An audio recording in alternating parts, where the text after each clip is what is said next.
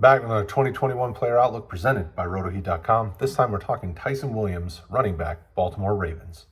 Don't forget, hit that like, the subscribe, the notification icon. Stay up to date with all the amazing player outlooks, live videos, and everything else we drop here on YouTube.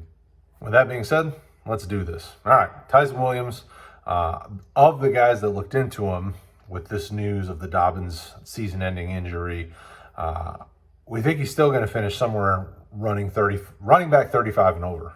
He's not really going to push for RB2 or even RB3 conversations in our mind.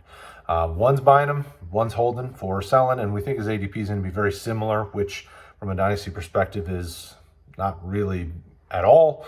And if you look at our friends at like Fantasy Pros, their redraft ADPs like RB73 are far down in the 200s range.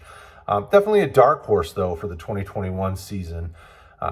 Because of the unknowns. There's somehow he jumped over Justice Hill, who was a 4th round pick, and Tyson Williams is a college free agent who bounced around. He was moved from, North Carolina to South Carolina, wound up being at BYU, had a torn ACL in 2019, went undrafted in 2020. I mean, there's just so much uncertainty, but somehow this guy jumped up the potential depth chart, at least at this point in time, and the recording of this.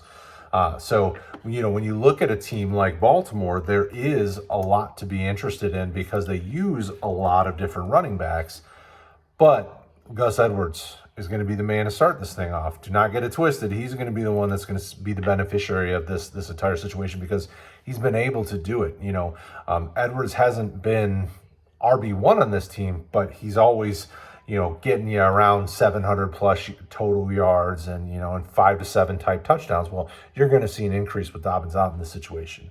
What this does do, though, is it opens up plenty of opportunity for either Lamar to bounce back up and get more rushing attempts, or, a combo of Williams and Justice Hill. You can't leave Justice Hill out in this conversation. He's going to be involved somehow. They've had him on the team. He's been in the system for a little bit, knows what he's doing. I know Williams potentially looks like the next man up for this team, but don't get it twisted. There's going to be a committee, and Gus Edwards is going to be the beneficiary of this injury, at least in the immediate.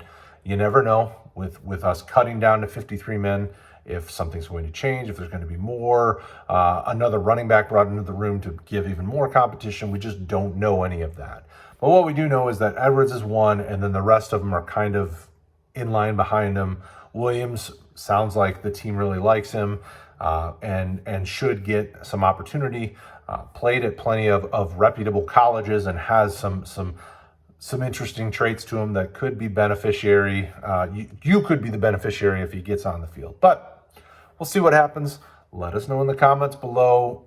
Is Williams a guy that you think is going to be in this conversation by the end of the year as a fantasy relevant running back? Let's keep the conversation going below. Thank you guys as always. We'll talk to you again soon.